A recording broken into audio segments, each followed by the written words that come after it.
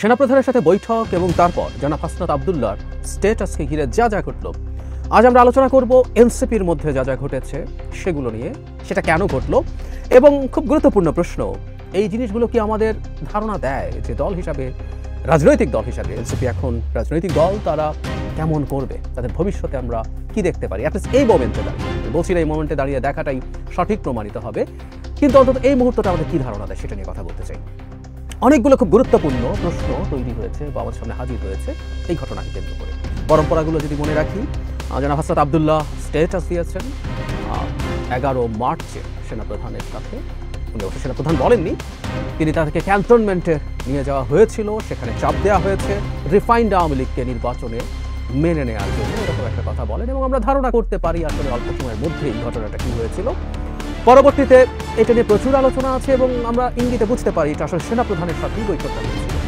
তারপরে নেত্র নিউজ একটা নিউজ করে, যেখানে সেনা আন্তঃবাহিনী যে যোগাযোগ রক্ষাকারী পাবলিক কমিউনিকেশন করে আইএসপিআর, তাদের কিছু সূত্রের উদ্ধৃতি দিয়ে কিছু মন্তব্য আসে এবং সেটা সেনা সদর প্রতিবাদ করে। যাতে আমরা বুঝতে পারি যে এটা এন্ডোর্স করছে। সেখানে আমরা জানতে পারি সেনাপ্রধান আসলেই হাসনাত এবং সার্জিসের সাথে কথা বলেছিলেন এবং সেখানে আওয়ামী লীগ প্রসঙ্গে এসেছিল। এরপর জনাব সার্জিস আলম একটা স্ট্যাটাস দেন যাতে ফ্যাক্টসগুলো মোটামুটি একই থাকে, কিন্তু ট্রুথ, আমি আগেও বলেছি যে জনাব হাসনাত এটাকে যেভাবে ফ্রেম করার চেষ্টা করেছেন বা তার আন্ডারস্ট্যান্ডিং যেমন ছিল, জনাব সার্জিসের আন্ডারস্ট্যান্ডিং ওয়াজ ডিফারেন্ট, যে এটা কোনো চাপটাপ ছিল না। তিনি বলছেন যে উনি অনেক বোল্ড ছিলেন, কিন্তু এটা আসলে তার অপিনিয়ন তিনি জানাচ্ছেন, এইভাবে বলা হচ্ছিল। এরপর ইনফ্যাক্ট এই দলটার মধ্যে যা যা ঘটলো এবং জনাব হাসনাত যা বলেছেন, যা করেছেন, সেটার সব কিছু নিয়েই আমরা একটু কথা বলতে চাই। একটা বিস্তারিত রিপোর্ট এসছে ডেলি প্রথম আলোতে। সেনাপ্রধানের সাথে বৈঠক নিয়ে হাসনাত ও সার্জিসের ফেসবুক পোস্টে দলে অসন্তোষ। এর মধ্যে সবচেয়ে বড় বোমাটা ফাটিয়েছেন জনাব হান্নান মাসুদ, কারণ এখানে বেশ কিছু তথ্য আমাদের সামনে আসছে এই রিপোর্টে, যেগুলো আসলে তাদের অভ্যন্তরীণ একটা গ্রুপে আলোচনা হয়েছে বা তাদের কোনো কোনো নেতা নাম প্রকাশে অনিচ্ছুক হয়ে জানিয়েছে। কিন্তু জনাব হান্নান মাসুদের এই মন্তব্যটা জনাব সার্জিসের স্ট্যাটাসের পরে অনেকেরই দৃষ্টি আকর্ষণ করেছে। তিনি বলছেন, উনি জ্যেষ্ঠ যুগ্ম সমন্বয়ক, তিনি বলছেন এসব কি ভাই, পাবলিকলি বলছি দুজনের একজন মিথ্যা বলছেন, এটা চলতে পারে না। মানুষ এনসিপিকে নিয়ে যখন স্বপ্ন বুনছে তখন এভাবে এনসিপিকে বিতর্কিত করা কাদের এজেন্ডা? একদম উনি আবার বলছেন, প্রকাশ্যেই বলছেন। জনাব হান্নান মাসুদের কি এভাবে প্রকাশ্যে বলা উচিত হয়েছে? বা দুজনের একজন মিথ্যা বলছেই, একটু যদি আলোচনা করে নেই। ঘটনাগুলো ঘটেছে, চিফ যেভাবে বলেছেন, এটা সার্জিসের কাছে মনে হতেও পারে যে এটা কোনো চাপ না, এটা তার অভিমত তিনি জানান। আবার একই বক্তব্য আমাদের পারস্পরিক আন্ডারস্ট্যান্ডিং কারো কারো কাছে মনে হতে পারে যেটা চাপ জোর করছে। এটা পারসেপশন ভ্যারি করতে পারে, কারণ সার্জিসও কোনো ডিফারেন্ট কোনো ফ্যাক্ট সামনে আনেননি। হাসনাতের কোনো বক্তব্যকে উনি কিন্তু মিথ্যা বলেননি, ঘটনাগুলো সব একই ঘটেছে। সো দলের একজন গুরুত্বপূর্ণ সদস্য হিসেবে হান্নান মাসুদকে আমরা চিনি, এই মুভমেন্টে হান্নানের মানে গণঅভ্যুত্থানে তার রোলের কথা জানি, এই দলে উনি খুবই গুরুত্বপূর্ণ হয়ে উঠেছেন। কিন্তু তার এই মন্তব্যটা এইভাবে প্রকাশ্যে করা অদ্ভুত, অবিশ্বাস্য মনে হতে পারে, বাট ইট হ্যাপেন্ড। আবারও বলছি, কেন হচ্ছে সেগুলো আমরা খুঁজে দেখার চেষ্টা করব। এর মধ্যে যেটা হয়েছে, হোয়াটসঅ্যাপ গ্রুপে অনেক আলোচনা হয়েছে, এর মধ্যে নামই আছে যে খালেদ সাইফুল্লাহ নামের একজন নেতা লিখেছেন, গুটি কয়েক ব্যক্তি তাদের ব্যক্তিগত চিন্তা প্রসূত কথাবার্তা কোনো ধরনের সাংগঠনিক সিদ্ধান্ত ছাড়াই বাইরে প্রকাশ করছেন। ব্যক্তিগত রাজনীতি হাসিলের জন্য যখন যা কিছু করে বেড়াচ্ছে সেগুলো যে স্ববিরোধী হয়ে যাচ্ছে সেটা নিয়ে তাদের কোনো উদ্বেগ নেই। এখানে একটা কথা উনি গুরুত্বপূর্ণভাবে বলেছেন, ব্যক্তিগত রাজনীতি হাসিলের জন্য। ইম্পর্টেন্ট, আমরা মনে রাখবো, সেই জায়গায় আসবো। যদি সেলিব্রিটি ফেস, কন্ট্রোভার্সি আর পপুলিজম দিয়ে রাজনীতি করতে চান, তাহলে আমাদের পার্টি থেকে বাদ দিয়ে টিকটকারদের এনে বসিয়ে দেন, বুঝতে পারছি আমরা। আরেকজন বলছেন, একটি দলের সদস্য হয়ে ব্যক্তিগত জনপ্রিয়তা অর্জনের রাজনীতি করবেন না, দলের কথাও ভাবতে হবে। আরেকজন লিখেছেন, গত সাধারণ সভায় আলাপ উঠেছিল ডেকোরামের কেউ যাতে হুটহাট ফেসবুকে পোস্ট না দেয় এবং নিজের আরও বেশি অ্যালাইন হয়, কিন্তু কে শুনে তার কথা? এখানে আরেকজনের নাম সাইফুল্লাহ হায়দার, আমাদেরকে ডেকে আপনারা জানিয়ে দিন, আমরা অনেক পপুলিস্ট, এভাবেই রাজনীতি করবো, ইচ্ছা হলে থাকেন, না হলে চলে যান। আরেকজন লেখেন, দল গোল্লায় যাক, ওনারা অলওয়েজ লাইক করতে থাকেন। আমরা মন্তব্যের প্যাটার্নকে খেয়াল করছি না, খুব বেশি এই আলোচনায় ঢুকছি। এই প্রেক্ষাপটে জনাব হাসনাত আবদুল্লাহর স্ট্যাটাসকে শিষ্টাচার বহির্ভূত বলেছেন নাসিরউদ্দিন পাটোয়ারি। এটা আসলে বলা হয়তো জরুরিও ছিল, কারণ সেনাপ্রধানের বিরুদ্ধে যেই ভাষায় স্ট্যাটাস দেওয়া হয়েছে সেটা নিশ্চিতভাবেই তাদের দল এবং দলের প্রতি একটা নেগেটিভ পারসেপশন বিভিন্ন দিকে তৈরি হয়েছে, বিশেষ করে সেনাবাহিনীর মধ্যে অসন্তোষ তৈরির চেষ্টা থাকতে পারে। জনাব পাটোয়ারি এটাকে একটু কঠোর ভাষাতেই বলেছেন, মানে দলের মধ্যকার, মানে জনাব পাটোয়ারির মতো মানুষও আমি জানি না জানতেন কি না যে ধরনের একটা মিটিং হয়েছে, যিনি দলের খুবই গুরুত্বপূর্ণ একজন সদস্য। আমি পরপর দুদিন নাগরিক পার্টির এনসিপির দুজন গুরুত্বপূর্ণ নেতার সাথে টকশোতে ছিলাম, দুটো ভিন্ন চ্যানেলে, এবং প্রকাশ্যেই একটা টকশোতে প্রকাশ্যেই এনসিপির নেতা বলেছেন যে এটা কোনোভাবেই তাদের দলের সিদ্ধান্ত না। আমি অবশ্য এখনও এনসিপির অফিসিয়াল কোনো স্টেটমেন্ট অ্যাবাউট হাসনাত আবদুল্লাহর স্টেটাস আমার সামনে অন্তত আসেনি। এটা দেরি হচ্ছে তাদের, এটা আসলে যদি না এসে থাকে এটা আরও আগেই ক্ল্যারিফাই করা দরকার ছিল, কারণ দল এটাকে কীভাবে দেখছে। তো তিনি অন রেকর্ড বলেছেন যে এটা আসলে দলের দল এটাকে এন্ডোর্স করছে না এবং দলের পক্ষ থেকেও তারা সেখানে যাননি।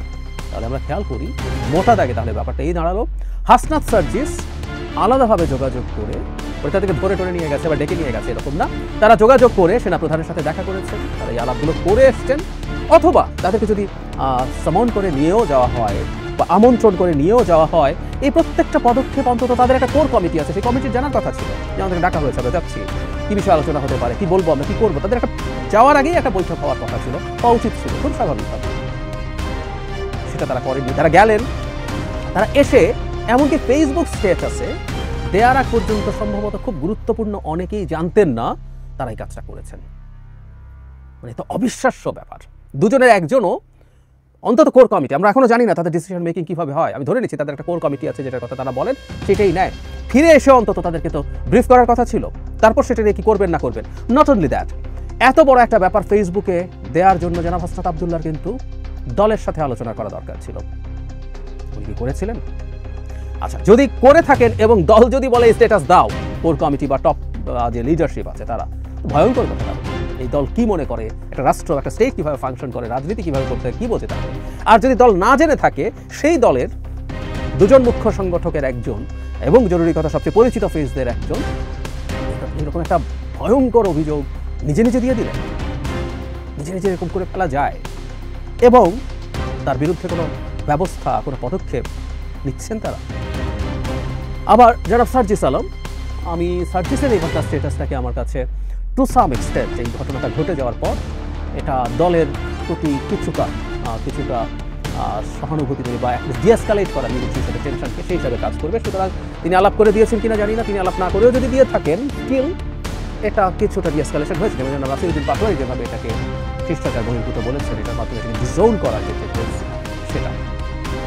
এবং হান্নান মাসুদের মতো একজন মানুষ প্রকাশ্যে দুজনের একজন মিথ্যা বলছেন, দুজনের একজন মিথ্যা না বলতেও পারেন, কারণ আসলে ওই যে বলেছেন আগেই ব্যাখ্যা করেছি, কিন্তু উনি প্রকাশ্যে এসে আবার এই কথাটা বললেন, তাহলে কি জনাব হান্নান মাসুদের এই দুজনের প্রতি কোনো ক্ষোভ আছে যে উনি প্রকাশ্যে এই দুইজনকে মানুষের সামনে হিউমিলেট করতে চাইছেন? এই প্রশ্নগুলো যৌক্তিকভাবে আসবে, খুব স্বাভাবিকভাবেই আসবে। আর সোফার যা হয়েছে আমি ধারণা করছি সার্কামস্টেন্সিয়াল এভিডেন্স দিয়ে যে এটা আসলে দলের সর্বোচ্চ পর্যায়ে বা জানতো না, তাদের যাওয়া, তাদের বৈঠক করে আসা, তাহলে তারা যে এটা করলেন তাতে গ্রুপে যে আলাপগুলো হচ্ছে প্রায় প্রত্যেকে একই কথা লিখছেন যে ব্যক্তিগত জনপ্রিয়তার জন্য তারা এই কাজগুলো করছেন, ব্যক্তিগত রাজনীতি এই শব্দটা লিখেছেন। তার মানেটা হচ্ছে এই পারসেপশনটি আছে যে জনাব হাসনাত এবং জনাব সার্জিস তাদের ব্যক্তিগত রাজনীতি করছেন, যদিও কেউ কেউ বলছেন যে তাদের মধ্যে একসাথে মিটিংয়ে কথা হয়েছিল যে এই জিনিসগুলো আলোচনা ছাড়া এই ধরনের স্ট্যান্ড নেওয়া যাবে না বা পলিটিক্যালি খুব সিগনিফিক্যান্ট কিছু স্ট্যান্ড নেওয়া যাবে না, কিন্তু তারা বলেছেন, তাহলে তারা ব্যক্তিগত রাজনীতি করছেন? প্রশ্ন আসবে। আমি একটা জিনিস মনে করি দুজনের ক্ষেত্রে, এই দুজন খুব সামনের ফেস ছিলেন, সামনের মুখ ছিলেন প্রথম দিকে কোটা আন্দোলনের, আমরা হাসনাত সার্জিসকেই বেশি দেখছিলাম। হোয়াট হ্যাপেন লেটার, তাদের সাথে সরকারের এক ধরনের আলোচনা শুরু হয়, আলোচনা করেন, এটা চাপের প্রেক্ষাপটেই হয়েছে, আমি বলছি না তারা খুবই খুশি মনে তাদের নিজের সিদ্ধান্তে গেছে, এটা আমরা বুঝতে পারি, চাপ দিয়ে নেওয়া হয়েছে, চাপ অনেকেই দেওয়া হচ্ছে, কিন্তু চাপ সহ্য করার সক্ষমতা সবার একই থাকে না। হাসনাত সার্জিস একটা পর্যায়ে তৎকালীন সরকারের গুরুত্বপূর্ণ মন্ত্রীদের সাথে বৈঠকে এসে এই মন্তব্যকে উইথড্র করছেন, এই ধরনের ঘোষণা আমাদের সামনে দিয়েছিলেন, সেভাবেই চাপের ফলে। কিন্তু যেটা হয় পরবর্তীতে এই নেতৃত্বটা সামনের ফেসটা পাল্টে যেতে থাকে, এবং জনাব নাহিদ আমাদের সামনে প্রধান ফেস হয়ে ওঠেন, তারপরে 6 জনকে যখন ডিবি ধরে নিয়ে যায় তখন আরও অনেকগুলো ফেস আমাদের সামনে হাজির হয় যারা এই নেতৃত্বকে টেনে নিয়ে যায়। ফলে ওই সময় জনাব হাসনাত এবং জনাব সার্জিসের ওই জায়গা থেকে সরে আসা, তার ফলে কি সামহাউ তাদের এখন নিজস্ব যে ইমেজ আছে সেটাকে আরও বেশি বিল্ড করা, নতুন করে আরেকটু স্ট্রঙ্গার করা, সেই চেষ্টা তাদের দিক থেকে হয় বলেই কি তারা ব্যক্তিগতভাবে এই ধরনের সিদ্ধান্ত নেন? আমরা জনাব হাসনাত এবং জনাব সার্জিসকে অনেক সময় দেখেছি অনেক জায়গায়, আমি ওইগুলো ব্যক্তিগতভাবে ভিডিও করেছি, অনেক বক্তব্য দিচ্ছেন, অনেক জায়গায় চলে যাচ্ছেন যেখানে আসলে মানে একটা সময় ছিল যে কোনো জায়গায় যাওয়া, ঝামেলা মেটানোর চেষ্টা করা, এগুলো হয়তো দরকার ছিল, কিন্তু শেখ হাসিনার পতন এবং পালিয়ে যাওয়ার কয়েক মাস পরও তাদের এই ধরনের চর্চাগুলো ছিল, ফলে তাদের এই মনোযোগ ধরে রাখতে হবে, মনোযোগ আকর্ষণ করতে চান, এই ধরনের একটা মন্তব্য যে তাদের গ্রুপে এসছে, এটা হতেও পারে ওই কারণে, তাদের ওই যে ব্যাকগ্রাউন্ডটা আছে সেটার কারণে, could be, are really don't know, হতে পারে। এখন আসলে মূল ব্যাপারটা কি, একটা রাজনৈতিক দল যখন রাজনৈতিক দল হয়ে উঠতে চায়, তাদের আমি বহুবার বলেছি, তারা ছোট, তারা তরুণ, তাদের বয়স late 20s, mid 20s, early 30s, সুতরাং তাদেরকে ক্ষমা সুন্দর দৃষ্টিতে দেখতে হবে। কেউ কখনো ক্ষমা সুন্দর দৃষ্টিতে দেখবে। একটা দলের খুব গুরুত্বপূর্ণ একজন সদস্য সেনাপ্রধানের সাথে বৈঠক করে তিনি একটা প্রাইভেট আলোচনাকে এভাবে প্রকাশ্য করে দিয়েছেন, এই যে ব্যাপারটা, এটার সৌজন্য, এটার নৈতিকতা এবং জরুরিকতা, যেটা সিকিউরিটি, আমরা একটা দেশ কেমন কিভাবে দেখছি, আমরা কোন সিচুয়েশনে আছি, এবং এই সেনা প্রধানের বিরুদ্ধে খুব গুরুত্বপূর্ণ ইনফ্লুয়েন্সাররা, সোশ্যাল মিডিয়া ইনফ্লুয়েন্সাররা প্লট তৈরি করার চেষ্টা করছেন যে তাকে দায়িত্বচ্যুত করতে হবে, তাকে অপসারণ করতে হবে। সেই জায়গায় দাঁড়িয়ে এই ধরনের মন্তব্য, এই ধরনের ইঙ্গিত করা মানে কি, এগুলো তো তাদেরকে বুঝতে হবে। তারপর দলের মধ্যে আমরা যা দেখছি, আসলে একজন একজনের বিরুদ্ধে সামহাও লেগে আছেন এবং এক একজন আসলে এক একভাবে নিজের প্রতি মিডিয়ার মনোযোগ ধরে রাখার চেষ্টা করছেন। যদি ইনফ্যাক্ট আমাদের দূর থেকে ব্যাপারগুলো এরকমই মনে হতে পারে, মনে হয়, তাহলে আসলে রাজনীতি এনাদেরকে দিয়ে হবে, এটা মনে করার কোনো কারণ নেই।